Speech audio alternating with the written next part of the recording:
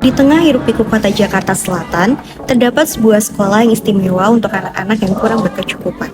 Suara riang dan semangat tak pernah pudar. Bersama-sama mereka mengejar mimpi. Di sini kami berbincang dengan guru volunteer sekaligus pengelola dari sekolah alternatif anak jalanan, yaitu Nur Laila. Hai teman-teman, sekarang aku sedang berada di sekolah alternatif untuk anak jalanan yang berada di Karet Kuningan, Jakarta Selatan. Di sini sudah ada Ibu Nur Laila. Selamat sore Ibu. Selamat sore Kakak. Apa kabar Ibu? Alhamdulillah. Oke, aku izin bertanya tentang kehidupan Ibu di sini dan sedikit bertanya tentang sekolah ini kenapa dibangun dan sebagainya. Oke. Untuk pertama, kenapa Ibu tertarik untuk mengajar di sini dengan cuma-cuma? Alhamdulillah dari hati ya Kak. Istilahnya kan dari kecil emang saya pengen seorang guru. Tapi memang kembali lagi dari hati. Hati saya istilahnya yang penting dari tamat itu satu ikhlas. Insya Allah dengan ikhlas berjalan dengan lancar. Jadi ditanya itu dari hati. Oke. Untuk selanjutnya dari tempat atau fasilitas di sini tuh biayanya tuh dari Ibu sendiri atau dari orang atau dari mana gitu? Alhamdulillah biayanya dari orang-orang yang mau berbagi ke sekolah kami. Tapi tidak ada dana tetap ya Kak. Cuma ya bergantian saja lah. Alhamdulillah jalan. Ya lebih penting sih saya pengennya tuh selalu bentuk uang ya, nanti ditransfer. Karena untuk apa? Operasional sekolah intinya. Tapi kan orang mau ngasih apapun kami terima. Tapi kalau boleh ya kami lebih membutuhkan uang. Alhamdulillah banyak aja sih. Ada meja, kursi, lemari, meja guru. Ya meja-meja untuk di bawah tuh yang kayak meja apa tuh? Yang buat lipat. Terus rak-rak buku, alhamdulillah. Terus buku-buku cerita, buku belajar untuk belajar, krayon, pokoknya istilah alat ATK lah. Alhamdulillah sudah banyak. Untuk per bulan nih, kira-kira berapa biaya yang dikeluarin sama sekolah ini untuk anak-anak yang di sini? Ya nggak tentu ya karena kan nanti ada makan sehat, susu. Tapi kalau susu alhamdulillah sudah ada donatur tetap ya. Tapi kalau yang ini kan apakah vitamin untuk beli vitamin, untuk kita membayar listrik atau apa sih disapu bersihnya gitu ya. Nah, ya lebih kurang berapa ya? Tidak bisa dinomirkan ya, karena kan berbeda-beda. 5 juta gitu ke atas bisa nggak? Ya, mungkin kalau personal mungkin ya 10 juta lah. Kalau memang ada yang donasi untuk kita personal kita jalanin, kalau nggak ada ya udah kita jalanin hidup dengan ikhlas. Kalau dari orang tua anak-anak gitu, ada yang ngasih sejumlah uang atau apa ke Ibu? Alhamdulillah tidak, karena pas pendirinya dulu tuh bertujuan itu tidak boleh memberatkan orang tua. Jadi walaupun itu harus bisa segratis mungkin. Kadang-kadang juga orang tua misalnya suka mengadakan pelepasan wisuda, pokoknya yang sesederhana mungkin, tidak boleh berlebihan. Oh, di sini ada wisuda juga? Alhamdulillah, karena kita tuh pengen kan tujuannya walaupun kita sekolah gratis, pengennya tuh di sekolah kami tidak sekolah-sekolah kan ada wisuda ya, tapi kita pengen itu ya samalah dengan PAUD sekitar, pengennya itu membahagiakan anak untuk siapa tahu nanti suatu saat besar wisuda seperti ini. Itu muridnya bayar atau gimana tuh buat? Alhamdulillah kami sudah ada donatur yang tiap hari ngasih baju wisuda. Alhamdulillah ada 20 baju ya. Syarat wisuda di sini anaknya harus ada ujian kah atau apa gimana? Ya sebenarnya sih di TK itu nggak harus ada ujian. Yang penting kita kan di dalam satu sekolah, dalam satu TK itu harusnya ada 5 aspek seperti sosial emosional, bahasa, kognitif, fisik motorik. Cara mengajar Ibu di sini tuh gimana? Apakah dengan kurikulum yang sama dengan sekolah-sekolah atau gimana? Apa yang saya dapatkan dari kurikulum sana, ya yang penting nggak menyimpang dari apa yang saya ajarkan anak-anak itu seperti apa. Terus kita mengajarkan anak supaya berlatih dengan sabar gitu kan. Terus kita melatih dengan karena mayoritas muslim ya, kami alhamdulillah setiap hari Jumat kami gabung, kita mengajarkan sholat bersama. Di sini ada berapa tuh? Ini saya buin sama saya doang. Terus untuk sistem rekrut guru nih, Ibu ada pemilihan gitu nggak? Ada yang mau daftar terus kayak Ibu melihatnya tuh apa dulu yang dilihat dari guru yang daftar? Oh, kami tidak membataskan itu sih. Kalau memang dari kakak mau membantu, kami alhamdulillah wa syukurillah tidak ada batasan sih. Bu, untuk membangun sekolah ini tuh kira-kira niatnya apa sih awalnya tuh? Ini tuh pengen bahwa tuh di lingkungan sekitar sini tuh anak ada apa sih sekolah yang gratis biar tuh tidak orang tua tuh tidak meringankan beberatkan. Jadi pengennya tuh di sekitar ini harus ada PAUD yang gratis. Hubungan ibu sama almarhum itu apa? Ya tidak apa-apa sih. Jadi istilahnya ibarat kayak ada suatu Kapan? mimpi. Kok teruskan. Jadi itu udah berbaik lagi dalam 2015 ya, sama saya. Awalnya saya dulu nih yang saya seperti itu bilang ngajar. Akhirnya nggak lama kenal sama Bu In gini udah. Terus sekarang ya sama baik dengan Bu In ya, alhamdulillah berjalan. Tantangannya tuh apa sih, Bu? Tantangan untuk siapa? Untuk ibu ngajar anak-anak di sini gitu. Ya tantangannya ya beratnya tuh ya karena pola tingkah lakunya anak-anak apa ya Berbeda-beda. Ya? beda-beda, jadi selalu banyakin sabar. Sabarnya itu kena takut kalau kita ya kembali lagi saya bilang bedanya sekolah saya itu di sini harus dengan ancaman. Karena apa? Saya tuh pengen kan anak sama bisa seperti yang saya ajarkan. Tapi kan dengan ancaman itu alhamdulillah bisa. Kalau dengan sebenarnya menurut saya tuh kalau guru nggak boleh mengancam. Karena apa? Jadi trauma. Tapi dengan sikon dan kondisinya harus begitu apa ya dengan paksaan ya. Tapi tujuan kami baik untuk biar anak tuh pinter. Dengan itu dengan melalui paksaan alhamdulillah saya selama ngajar tidak pernah tuh sangat Main tangan ya?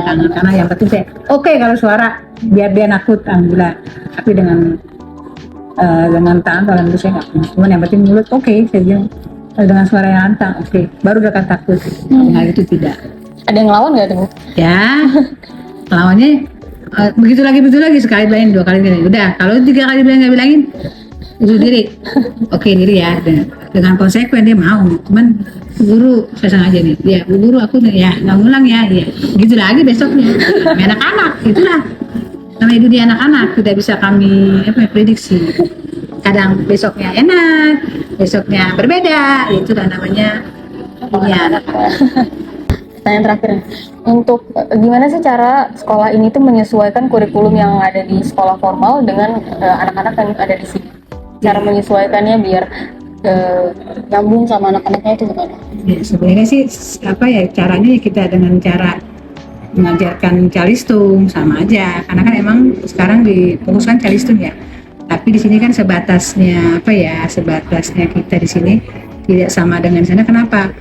Minimal saya mengajarkan 2 kata. Nanti kan kesannya itu urusan 2 SD ya sebenarnya. Tapi sekarang alhamdulillah dengan kita cara membantu dengan orang tua saling bekerja sama, itulah mengajarkan di rumah selalu mengulang-ulang. Alhamdulillah caranya begitu aja sih. Alhamdulillah sih saya bilang sama mama sekolah tuh mau yang gratis mau yang bayar, tapi kalau orang tuanya peduli sama aja.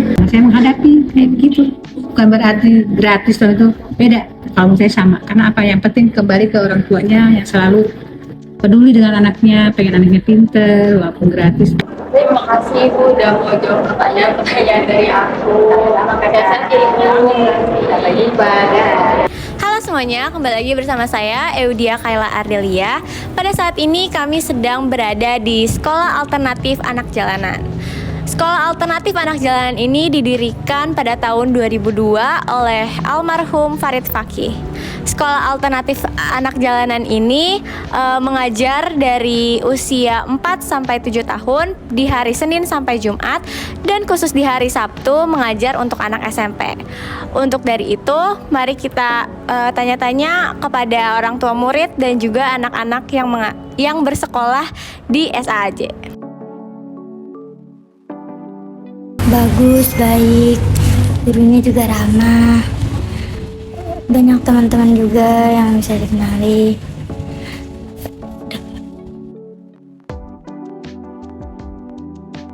Dari Senin sampai Sabtu. Oh, dari Senin. Tapi kalau misalnya bimbel itu hari Sabtu. Oke. Matematika dan bahasa Inggris. Jadi anak yang sukses, pengen belajar di, mungkin kalau ada tujuan nanti pengen coba kuliah di luar negeri. Alhamdulillah baik. Dari anak saya yang pertama udah sekolah di sini, sekarang udah kelas 6 SD, dan alhamdulillah sekarang dari mulai masuk SD sampai kelas 6 dia peringkat kelas terus dari didikan Bu Nunung sama Bu Iin.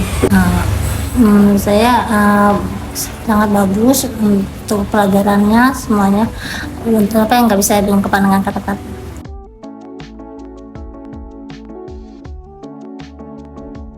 Ya mudah-mudahan jadi anak yang soleh, cerdas, berbakti sama orang tua, anak yang baik gitu. Dan semoga TK Saja ini langgeng ya gitu.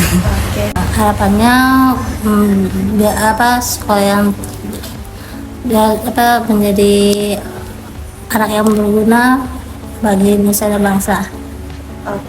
Untuk mengetahui lebih lanjut mengenai Sekolah Alternatif Anak Jalanan atau SAAJ, kami sempat mengobrol dengan salah satu pakar pendidikan Indonesia, yaitu Bapak Darmaning Tias. Berikut tanggapannya. Hai, kali ini saya sedang bersama Bapak Darmaning Tias, seorang pakar pendidikan nasional. Bapak, apa kabar Bapak? Alhamdulillah sehat-sehat. Oke. Ya. Sebelumnya aku mau nanya nih, Bapak tahu nggak sih tentang SAAJA atau Sekolah Alternatif untuk Anak Jalanan? Ya, saya kira kalau di Jakarta memang banyak sekali sekolah-sekolah alternatif untuk anak jalanan, gitu ya. Karena teman-teman yang bergerak di situ adalah teman-teman aktivis yang punya concern untuk pengembangan pendidikan bagi anak-anak jalanan. Itu jadi saya kira sekolah-sekolah semacam itu memang didesain untuk memberikan pendidikan bagi anak jalanan yang tidak sempat mengikuti pendidikan formal. Karena itulah mereka sebut sebagai sekolah alternatif. Kenapa disebut sebagai sekolah alternatif? Karena memang merupakan alternatif untuk memperoleh pendidikan di luar sektor pendidikan formal. Jadi kalau sekolah formal itu kan membatasi semuanya, baik segi usia, tata tertib dan sebagainya. Sementara kalau anak jalanan ini kan usianya juga beragam dan karakternya juga berbeda-beda, sehingga mereka tidak bisa ditampung di sekolah-sekolah formal.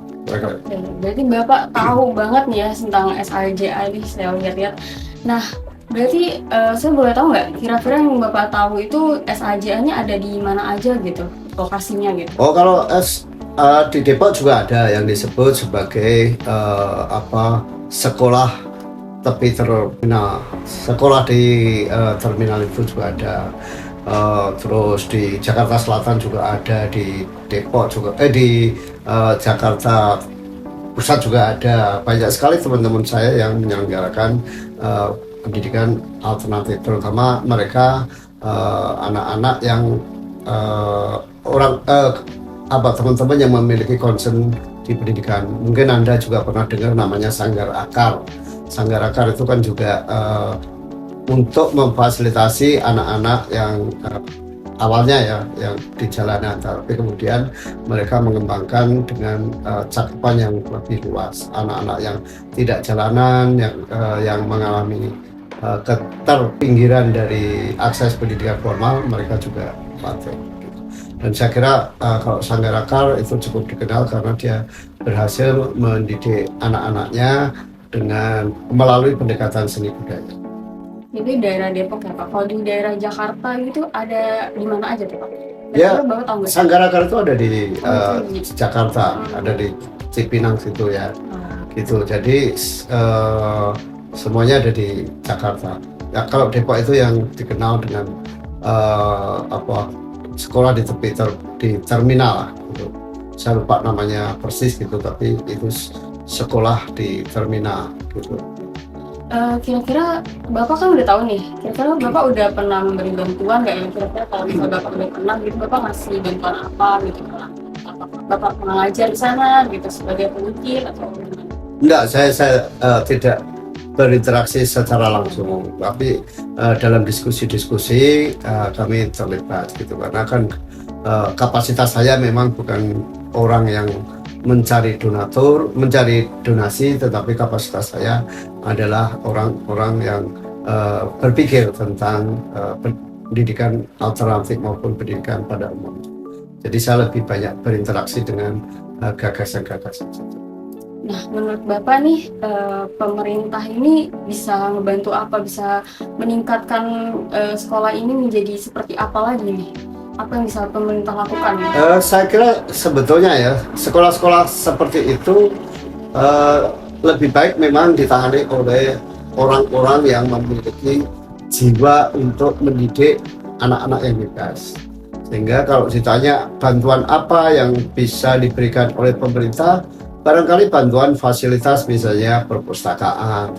Lalu kalau juga memungkinkan kan nanti mestinya anak-anak ini ikut ujian persamaan ya, entah itu paket A itu untuk setara dengan SD, entah paket B setara dengan SMP, atau paket C dengan setara dengan SMTA. Nah, biasanya kalau mengikuti ujian persamaan itu kan bayar. Nah, mungkin pemerintah bisa membebaskan uang bayaran mereka.